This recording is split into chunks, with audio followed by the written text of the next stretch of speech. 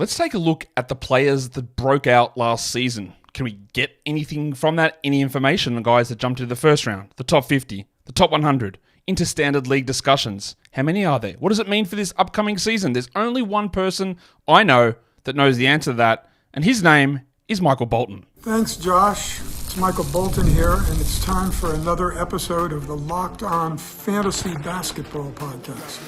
Let's get to it. Let's get to it, indeed. You are Locked On Fantasy, your daily NBA fantasy podcast. Part of the Locked On Podcast Network, your team every day.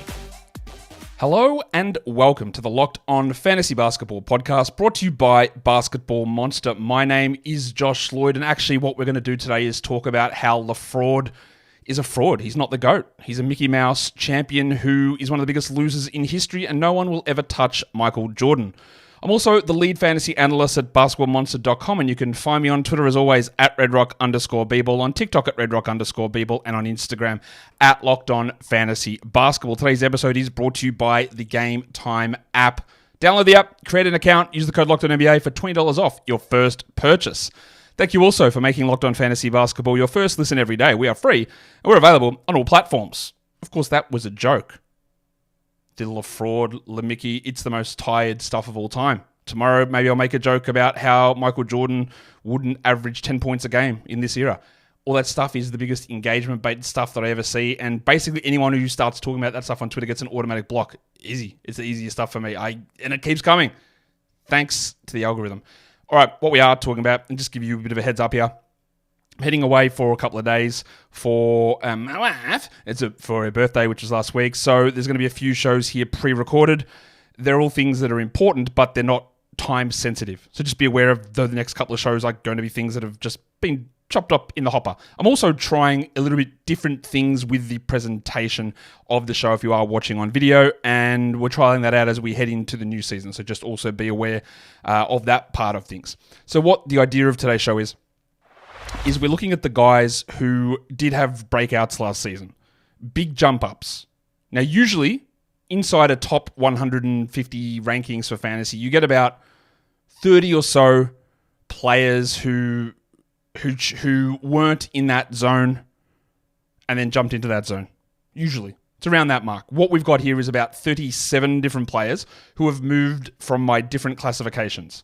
From players who were top 50 guys who became first round guys, players who were not top 50 players who became top 50 players, players who were not top 100 players who become top 100 players, and players who were not even top 200 players who became standard league relevant top 130 guys. All of this is on a -1 category league per game basis and a standard Yahoo points per game basis. We're using both of those descriptors to cover the majority of you in terms of looking at these players.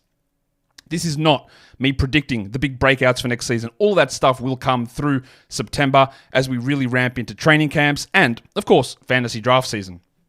But again, what we like to do, or I like to do, and I think it works, through the off-season is just provide background information. The more we sort of talk about it and look at things and why it happened and how it could happen, it gives us more information as we move into the next season about whether that player's in position to do it again, what other players fit a similar situational profile that could make sense, and just again to highlight like how much stuff does change year on year.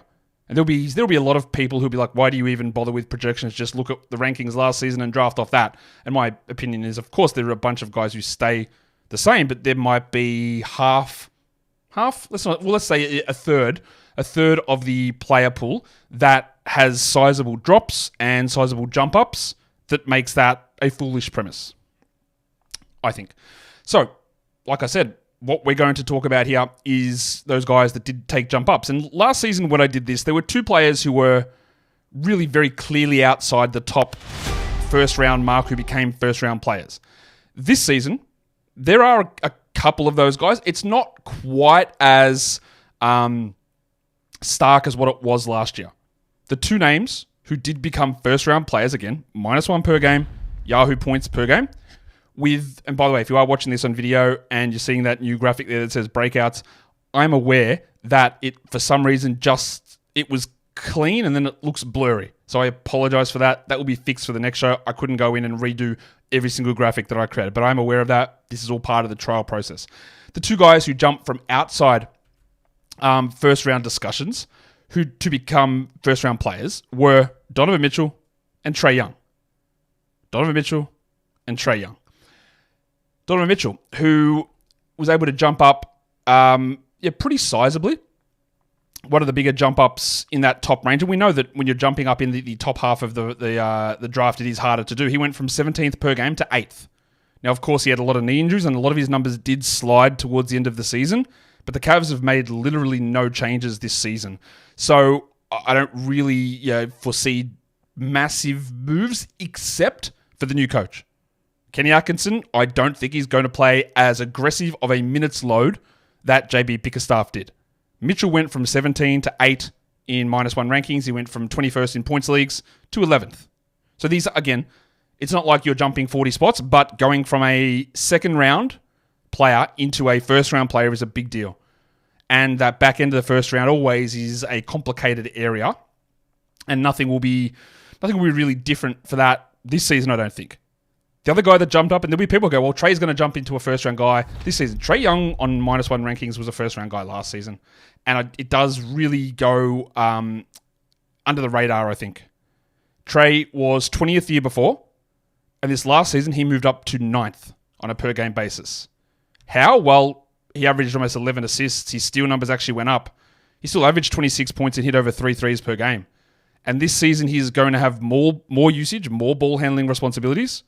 Maybe it affects his percentages, but he was already sitting at 43% from the field. I do think that Trae is a fairly solid first-round player. Now, in points leagues, his value did not rise as far. He went from 17 to 13. So that's not quite a first-round guy. I think he will become that. But he is a guy, again, who I do think ends up being, or the season that he had last season is a little bit undervalued. For whatever reason, it just seems to be a little bit undervalued, and I just continually want to highlight that he was actually a -1 per game player, first rounder last season, with DeJounte Murray. And we'll see exactly what that means moving forward. So, who are the guys that were able to move from outside the top 50, and not guys who were 52 who became 47th? That's a pointless move, so I eliminated some of those guys. But players who weren't top 50 players, who were able to move themselves into the top 50.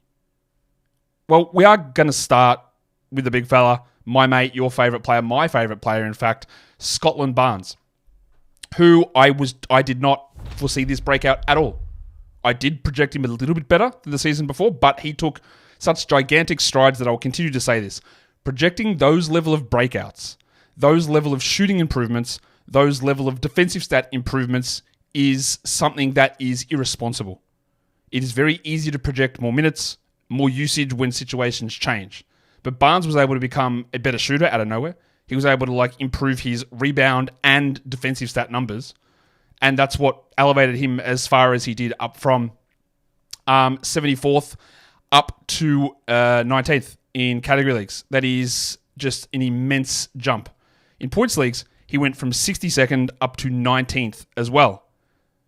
Again, he just took gigantic steps forward. It is worth looking at that Barnes' numbers after an insanely hot start did start to cool off, and some of the shooting stuff I'm not 100% certain on, but the rebound increase, the block increase feels real. The usage stuff also came down once Barrett and Quickly arrived, and all that is important to note as well. And this team still is trying to find its identity and where it all fits together. Does Barnes have another step in him? I'm not really sure on that, but he did take that big step forward, and it is noting he was on a team that lost Van Vliet, and then he stepped up massively. The step up didn't come because Siakam and Anunoby were gone. He sort of stayed the same when they moved on, but it was Van Vliet moving on. So look at other teams that might be in that situation for players to jump forward, but also don't try to put that, hey, he's going to double block rate and 30% increase in rebounds and become a 10 percentage point better three-point shooter. You can't really just routinely assign those numbers to somebody because that's a ridiculous thing. There will be someone. There'll be one or two players that happens to this season, but that's like just picking a name out of a hat. Another name on this list is the delicate dancer Alperen Şengün. That was basically just a coaching staff change and they lent into Şengün, and we weren't really so sure about that to begin the year. He went from 56th to 34th in category leagues. He went from 60th in points leagues to 21st. So that is an important change. One of the other big rises for the season was Tyrese Maxey. Tangles was a relatively obvious one if we had been 100% certain that A, James Harden was being dealt, and B, that another superstar wasn't coming back, and we didn't know either of these things. Say, for example, we know that the Sixers have brought in Paul George this season, but if they had have traded James Harden for a Paul George level player last year, Maxey probably doesn't have the opportunity to take the step forward the way that he did for this last season. Maxey was able to go from 88th in category leagues up to 30th in -1 rankings. That is obviously a really sizable jump up. This season for him, it's going to be really interesting as to how the Sixers or how Maxey gets utilized with Paul George arriving. He also went from 85th to 24th in points leagues. His shooting numbers, which had been hovering really high the years before, did drop down. His assist numbers jumped, but they're never going to jump to like Jim Harden type levels. He becomes an interesting one for this upcoming season, but that was another one of those ones. Is Harden's gone. Nobody did come back, so he assumed a big jump in usage, a good assist boost, and that's what really elevated him as high as he did. Jamal Murray was a little bit interesting to me. I didn't really expect that he would have jumped 20 spots. He went from 57th in -1 to 37th, and points from 55 to 39. That's in large part due to a really interesting increase in block numbers and some of his assist numbers.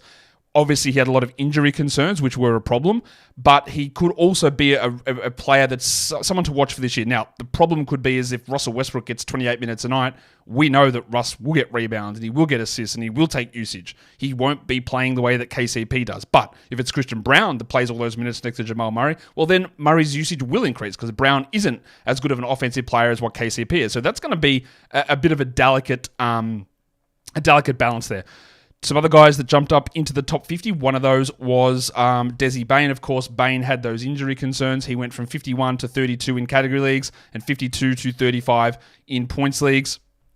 We also had Rudy Gobert, who was a real struggle situation in the first year in Minnesota, but he went from 60th to 38th in -1 in categories and into the top 50 in points leagues also. So he was able to take some of those big steps forward. Some other guys who were able to step up into the top 50, Evan Mobley, he went from 53 to 41 in category leagues. Again, that's not a huge jump, but it is a round's worth of value. DeAndre Ayton went from 64 to 43 as well after a really rough start to the year and then some weird knee stuff with the snowman. Ayton did put together a monster second half of the year. Now, the uncertainty with him, of course, is what the hell happens if Rob Williams is healthy? Huge if, but also what happens with Donovan Clingan? Does Ayton stay on this team? He did, again, he was considered a pretty big disappointment, Ayton, but he wasn't. Like, overall, his numbers were pretty solid, and they were massively strong down the stretch at the end of the year. Today's episode is brought to you by the Game Time app. When you are looking for tickets to events, Major League Baseball, well, they're an official authorized ticket marketplace for Major League Baseball tickets, the old Game Time. So you can go there and get that, but it's not just that. Comedy, shows, theater, other sports, musicals, whatever. Game Time has so many great features. One of the ones that is awesome, I think, is the flash deals. So something is happening in your local area right now, not the usual in your local area pop-ups. This is actual things that you want to go to, and they reduce the prices the closer it gets to Game Time. What a great name for an app. That's coincidence, I'm sure. So if you go and download the Game Time app and you create the account, you can actually get $20 off your first bunch or first purchase. Easy to do. Download the app. But you've got to use the code. And the code is Locked On NBA. And I'm going to spell it for you. LOCKEDON NBA. And that gets $20 off your first purchase. Download Game Time today. Last minute tickets, lowest price guaranteed.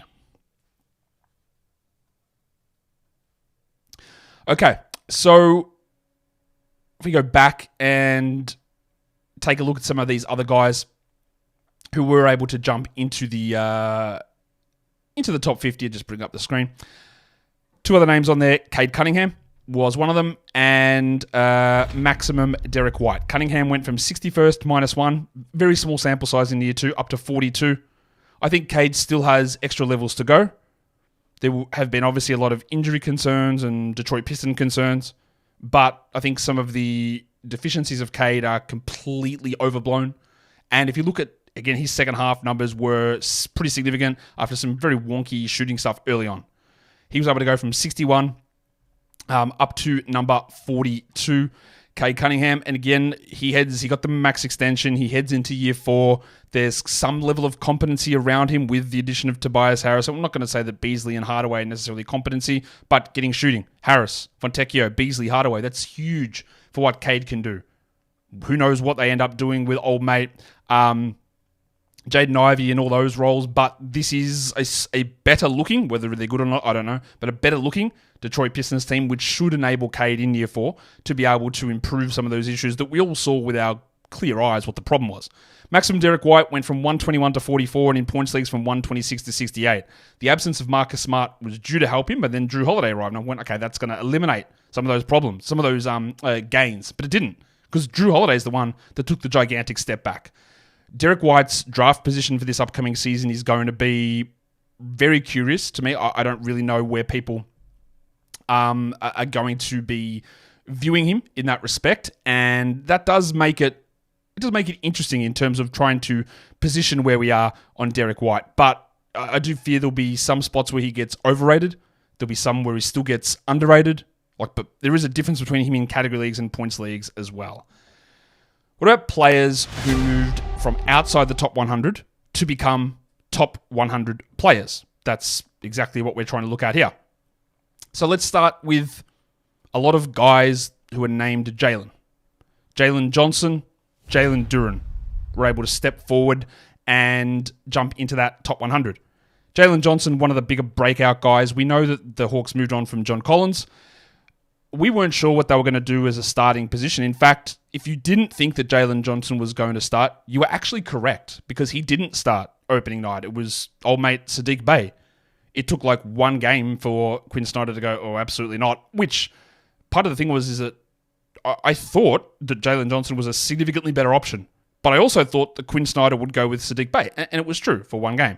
And then, of course, they benched Bey and Johnson took off. Now, Johnson had multiple ankle injuries, a fractured wrist, and some of his advanced numbers aren't quite as good as what you think they are. And he did suffer some pretty significant declines as the season went on, especially with his shooting numbers. We've got to watch that. But he went up to 52 in category leagues from 287 and points leagues to 55. And now there's no DeJounte Murray. He can do so many different things, Jalen. He'll get more usage, and he will almost assuredly get drafted inside the top 50 for this upcoming season. Jalen Duran also went from 138 up to number 60.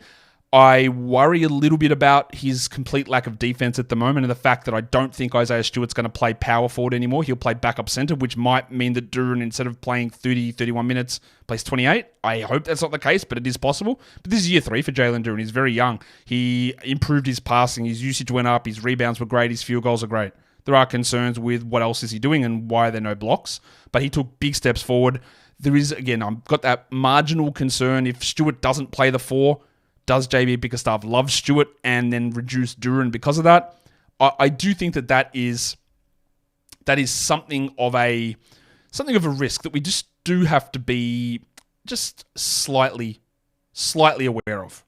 One of the other names on this list is someone that I think you'd be surprised to know that the Bronco, Jaylen Williams, didn't finish as a top 100 player in his rookie season. Now, he did over the final 3 months, but for the year, he was 110th. He jumped up to 56th this season. In points leagues, he went from 104 to 60, and obviously that is a huge thing. Williams is... Well, that's the wrong graphic. My apologies for that. I'm going to chuck the right one across because we're always going to have some level of teething problems here, aren't we? There we go, Jaylen Williams. I thought he had some solid moments in the playoffs, but I also don't think he dominated that way that we thought he could. His defense remains really strong. He shot the ball well, but he needs to take more threes. And now we get the opportunity without Josh Giddey for a usage increase, for a ball handling increase. So it's set up here for Jalen to really take more steps forward. I just hope that doesn't become a negative situation for him. I hope that's the case. As you already saw on the graphic, one of the other guys that we've got here is Paolo Banchero, who went from 115th in -1 rankings up to 63rd. And of course, Paolo, for points leagues, did become a top 50 player. He went from 57th to 31st. Now, he is a horribly inefficient player at this point. The scoring is great. The assists and rebounds are strong, but no real defensive stats and some poor efficiency numbers. Now, that doesn't mean that he's not a category league player. He is. You've just got to make sense of it and use it in the right way. Points leagues, the value is always there. They didn't really bring anyone to take usage away from him this season, so we expect that a lot of the stuff's going to stay relatively similar. And year 3 should hopefully be an efficiency increase, maybe some sort of usage increase. And another thing that increases usually when we hit year 3, year 4 is assist rates. So I think we've got a real shot for Paolo, even in category leagues, to become a top 50 -1 player. Dan Gafford is another one of these guys who jumped into the top 100. We all know the story with Gafford. I don't believe that he'll be a full-time starter this season. I thought that he was very clearly outplayed by Derek Lively all through the playoffs, and Lively's now in year 2, and Gafford probably will still be draftable, but be really cautious about how you view him. While Alex Caruso also took really big steps forward last season. Part of that is because he was on the Bulls. He went from 136 to 71, but not a top 120 points league player. And now the situation is a little bit different in Oklahoma City. Yes, Giddey is gone, but that doesn't mean that Caruso takes on Giddey's role. And his value is really tied up in defensive stats and hitting threes at a pretty strong rate. So that is a part of this that we do just need to be cautious of when we're viewing him on a new team. I'm not certain that Caruso is going to end up draftable. He might. We'll see how it all plays out, but he did take that big step forward last season.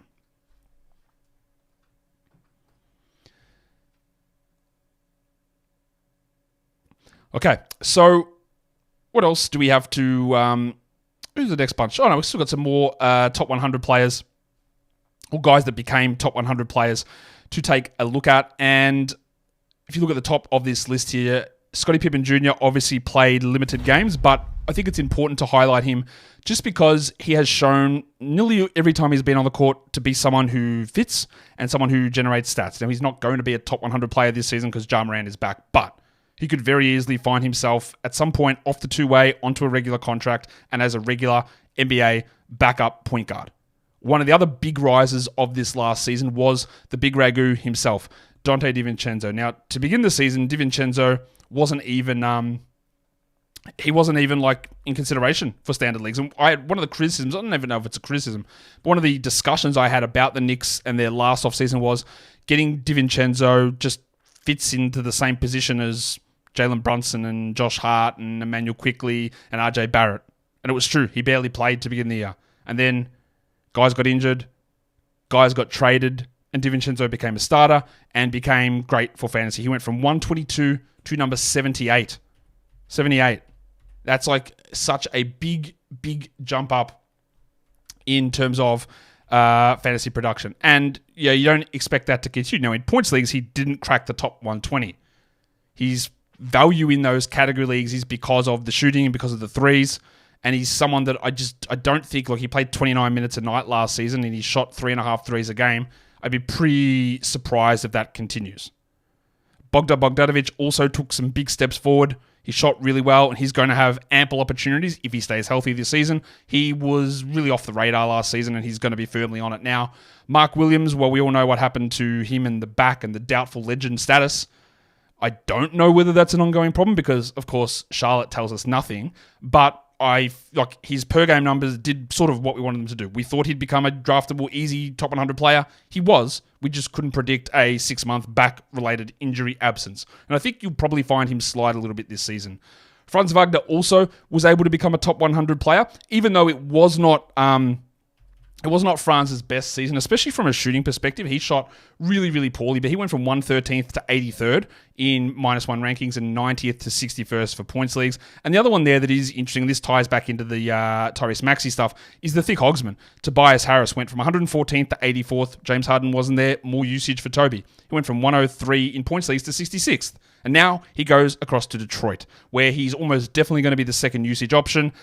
I always have concerns about Harris, and he was terrible to end the season. When Embiid was out, all his numbers dropped, and his usage didn't change. So I'm a little worried that maybe even though going to a better usage situation in Detroit, he doesn't actually ramp it up as much as we need him to, but he could ramp it up. He could get more shots. He could be as efficient, but he could also be horribly, horribly inefficient the way he was at the end of the season in Philadelphia.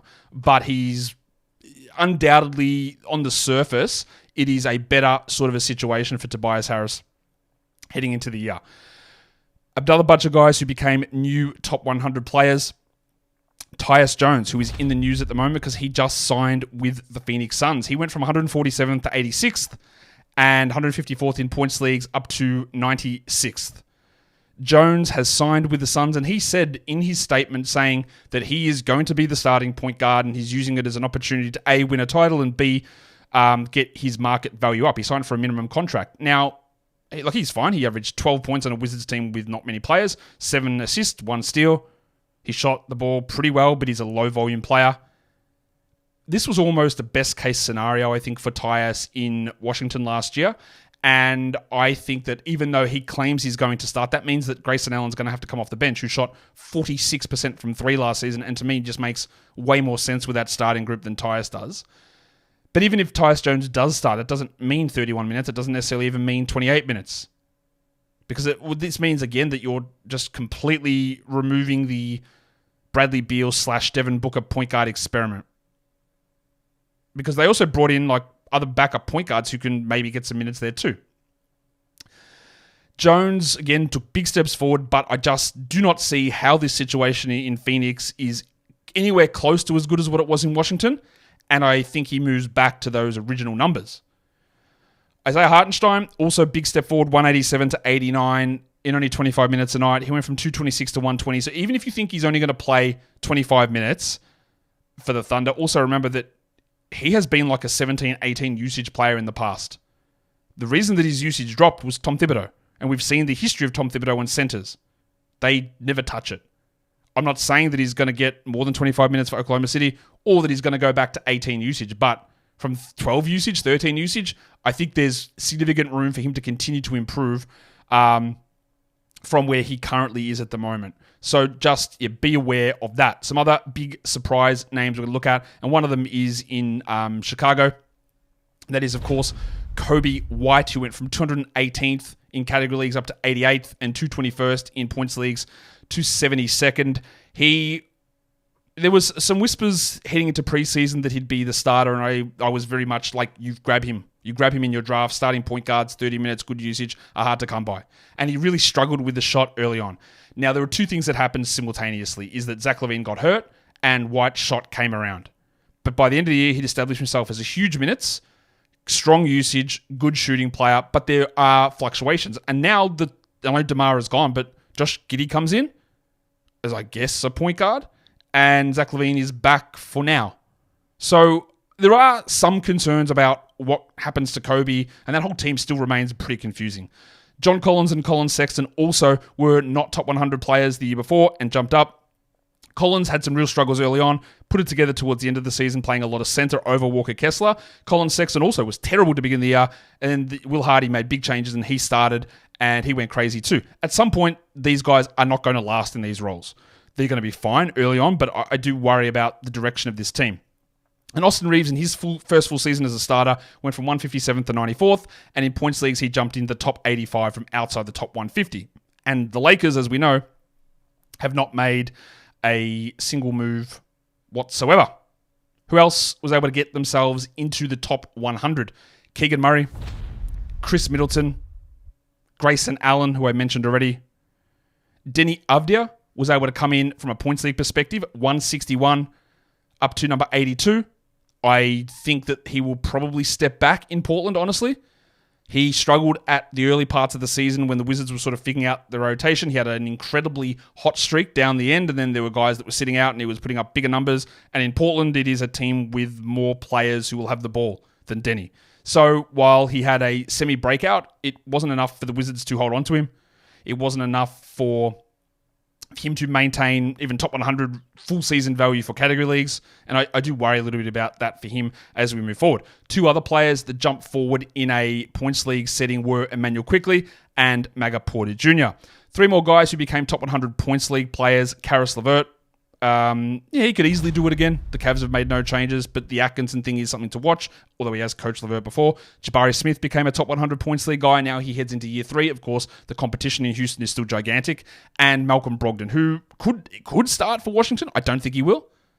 I saw someone talk about Brogdon. Someone put out a projected Wizards starting lineup, and it didn't have Brogdon in it. Someone said, man, why would we make this trade? Brogdon has to start. We wouldn't trade for him if we didn't start him. And I think that's just where we get different opinions on it, because the Wizards didn't trade for Malcolm Brogdon. The Wizards traded for pick 14 and a future first-round pick, and Brogdon was in there as a salary matching situation. The trade was not for Brogdon. Brogdon comes in the trade and he can be useful enough, but they did not trade for Malcolm Brogdon. They traded for Bub Carrington. And again, but the fact that Poole is there, the fact that Kispert is there, that Brogdon is there, that Bub is there means there's going to be, again, confusion around how all those roles shake themselves out in Washington. The last little part we want to take a look at are guys who did become standard league relevant, jumping from outside the top 200 in rankings into the top 130. And that's surprising. Like, you don't get that sort of stuff happen all the time. So who was one of the biggest names that did that? Well, it's a guy that's probably going to do it again this season, even to a larger degree, and that is, of course, your mate Cameron Thomas, who went from 324th up to 112th. In category leagues, he went from outside the top 270 in points leagues to inside the top 280. Now, he is going to have really bad percentage and volume issues, but he's going to have massive offensive volume scoring. He doesn't take as many threes as you want him to. He doesn't take as many free throws as you want him to, but Bridges is gone, Thomas is there. Now, Schroeder still is there. Ben Simmons might be playing. I don't know. They could make a bunch of other moves. And Thomas, obviously, you can see by that negative EPM, like his on-court impact is something they still really struggle with. But he's going to get every opportunity to put up big numbers. It's just going to be a situation where we have to really be cautious about the negatives that it does bring.